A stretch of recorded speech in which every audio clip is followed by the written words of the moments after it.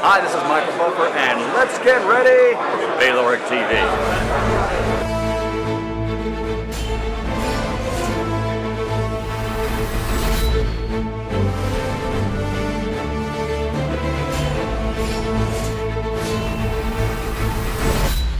Good morning, good afternoon, good evening, wherever you are in the world. My name is Ingram Jones, and I have with me returning to the show, Carson Jones. Carson, how are we feeling, champ?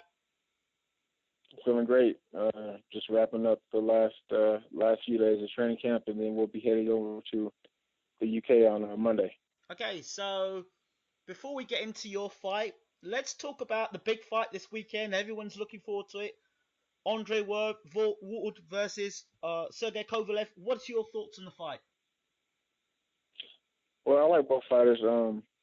I just think that the inactivity in Andre Ward's career is going to really affect him in this one.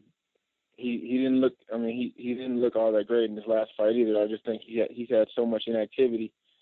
I'm not sure if he can recover from that. He was on a roll. He won the Super Six and he was beating all those guys. But when you took off for as long as he did and had all those issues, it can kind of damage your career a little bit. Also, Sergey, he's a real powerful puncher too. So I just think I think Sergey takes it. Whether it's knockout or whether it's a decision, we'll see on Saturday. Talk to us a bit about inactivity. There are some guys that believe that, like I speak to Thurman, he fights once a year, and he believes that isn't an issue. Keith Thurman now seems to think as well that you can fight once a year and it's okay. In your career and your experience, how much of an effect does inactivity have on a career? Well, for one, he's I think he's had injuries as well, so it's not just the inactivity; it's a accumulation of things. But as far as inactivity, it can affect your career depending on what you do in your off time. If you're taking off and not training, not sparring, doing anything, you're not staying sharp, it can have a big effect. If you're a lot of it's mental too. If you're on a roll, if you're steamrolling through guys and say you get hurt and have to take time off, it can affect you mentally just as well as physically. So it really depends on the person, I guess, Okay. and the circumstances. So you're looking for Sergey Kovalev. Should Andre Ward beat Sergey Kovalev, how big of a win is this? Well, either way, it's a really big win for both fighters. That makes them possibly the number one pound for pound fighter in boxing. So whoever wins is really gonna be life changing. Of course, they're already making good money, but it's gonna propel them to be at the top of the game. Okay. So let's now focus back on your career. You come back to the UK to fight Ben Hall, 9-0 unbeaten. What are your thoughts? I know I spoke to you beforehand when you first announced the fight, the day you announced the fight. What are your thoughts now, being in training camp? Have you had a chance to study Ben Hall any further? I mean, I watched the video. All I need to do is see it once. I mean, I've been in this game a long time, so it's not like he's doing anything new that I haven't seen before. We watched one fight, and of course, we knew we wanted to take the fight after we checked him out, and I plan on doing the business on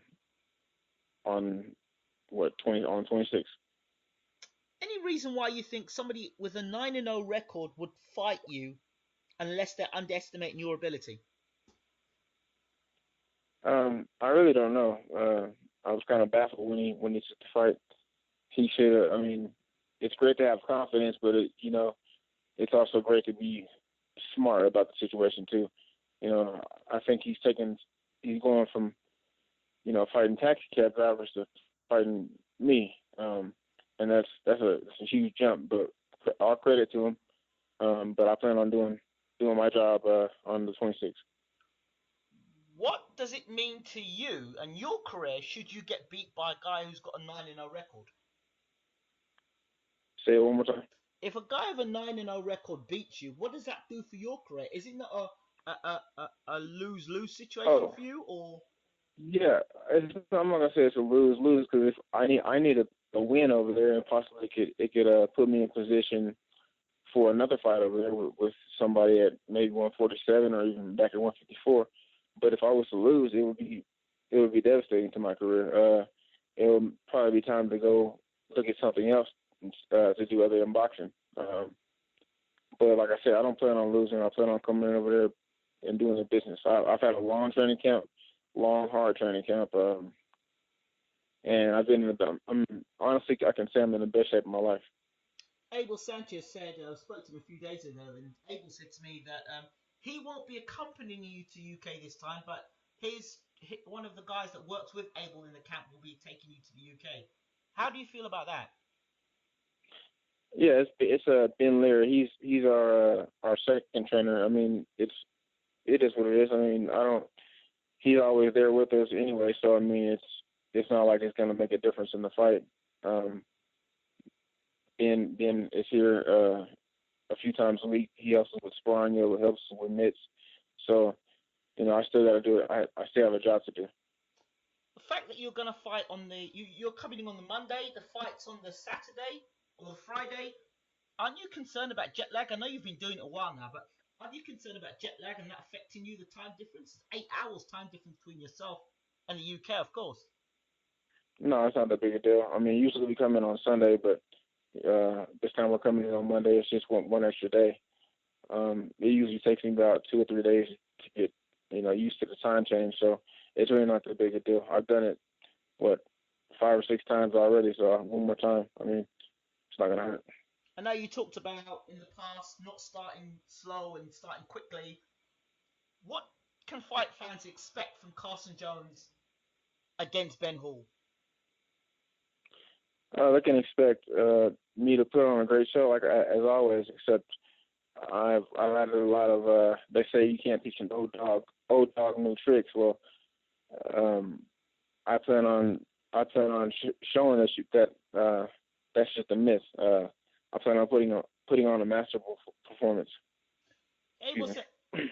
Abel also said he mentioned to me that should you win this fight, then there could be a possibility you come back to the UK again against fighting a better or well-known opponent in the UK.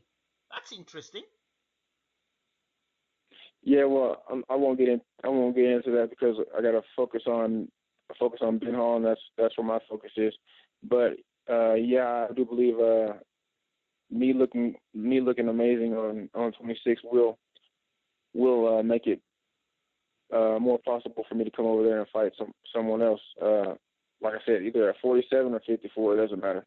Preferably at 47 because that was the plan to begin with. But like I said, we got the call, and this was an opportunity that I had to take. But yeah, I do plan on hopefully winning this fight and coming over there next year and having a bigger fight. So this fight's at 154 and not 147.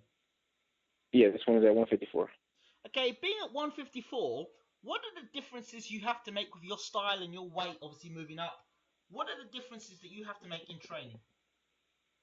Nothing at all because, like I said last time we talked, I was pretty much already around that weight. You know, 3 or 4 weeks ago. I've been on close to 154.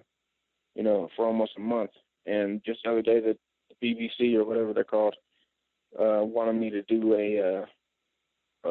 like a weigh-in for them to make sure. I don't know what they really what they wanted it for, but I weighed 153. So, and this was like 2 days ago. So I'm already there. There's no changes in anything really. No changes in diet. No changes in training because we work hard regardless. We don't train for a specific fighter. We just train to beat the best each time, and I'm ready. What are the lessons you've learned from the Brook fight and all those other fights you've had in the UK? What's the key lesson you've learned now coming to this Ben Hall fight? That the fight starts in round one, not round six.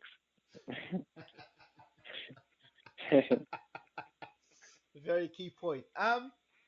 Finally, do you have a message to those people out there who are supporting Carson Jones and want to know more about the Carson Jones story? Well, I'm thankful for all the support I have, especially from the UK. I feel like, honestly, without the UK fans and without Eddie Hearn, that I would kind of be irrelevant, I guess. I keep getting opportunities in the UK, so I'm very thankful for the UK fans, and just be prepared for a masterful performance by Carson Jones on November 26th. Well, Carson, we hope you take the opportunity with both hands, quite literally, and good luck on your fight in the UK. Okay, cheers, mate. You take care, champ. All the best. All right, thanks. Bye bye.